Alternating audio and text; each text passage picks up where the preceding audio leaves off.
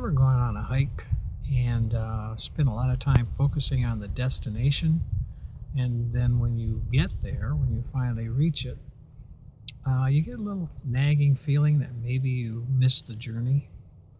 We do that kind of stuff all the time. We get in the car, we drive somewhere, and when we get there, we can't really remember what happened along the way.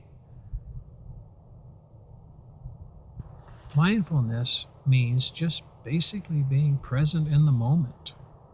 When you think about it, that's the only place life happens. Everything from yesterday is gone, and tomorrow, it's not here yet. We're not experiencing yet. Although sometimes people do spend a lot of time experiencing the future when they're not even there yet. But mindfulness is like just being now and being right in and experiencing the world, in particular in the natural world when you're out hiking, in a very personal way.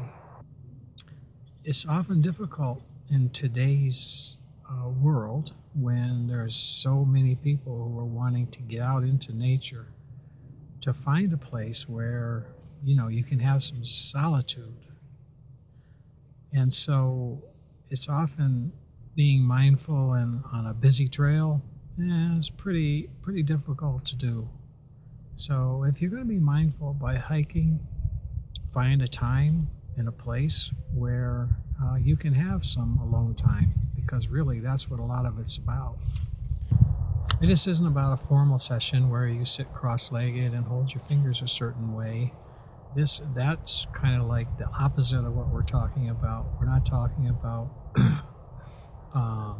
trying to find those gaps between our thoughts. We're talking about increasing our focus and our attention on the things that are immediately around us and that we can experience directly. And what are the techniques you can use at any time, not just when you take a hike, but you can use the 5, 4, 3, 2, 1 method. You start out by looking around yourself, finding things to focus on, and really study them. Get down into the nits and grits, and do that with 5 things. Then just take the time to turn your attention to listening and find 4 things to listen to intently. Then get your tactile sense into action and find 3 things to touch, to feel the texture of or the surface of. Now the next 2 are going to be a little more difficult. It's picking 2 things to smell and 1 thing to taste.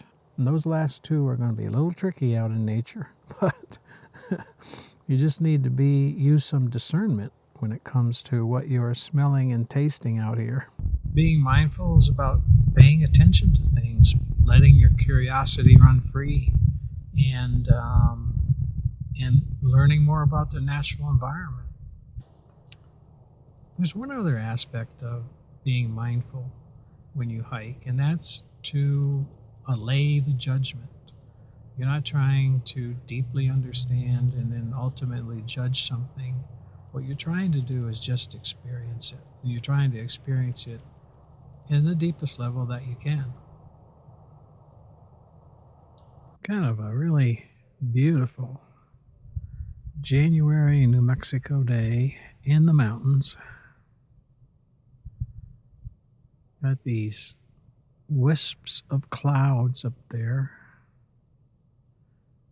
Beautiful sky. And as usual in New Mexico, you seem to get golden hour light a lot, even when it isn't golden hour.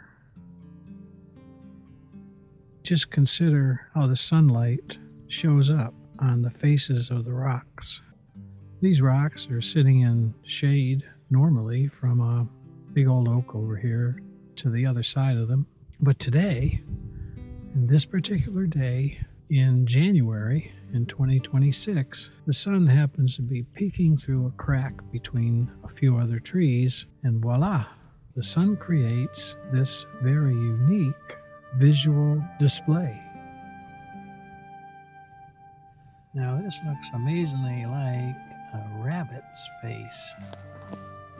Can you see it?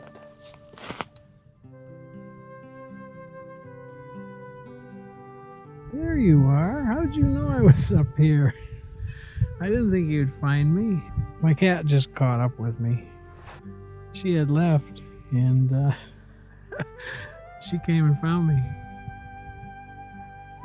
So this tree, you can see the woodpeckers have been really busy pounding on it.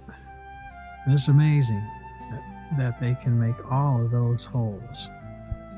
Those woodpeckers have some kind of a shock absorbing system in their brain, so that as they're pounding on wood with their beak, they don't end up giving themselves some kind of a frontal lobe damage. A lot of times, if you just stop and stand and look, you'll see remnants of the dramas that play out in the wilderness.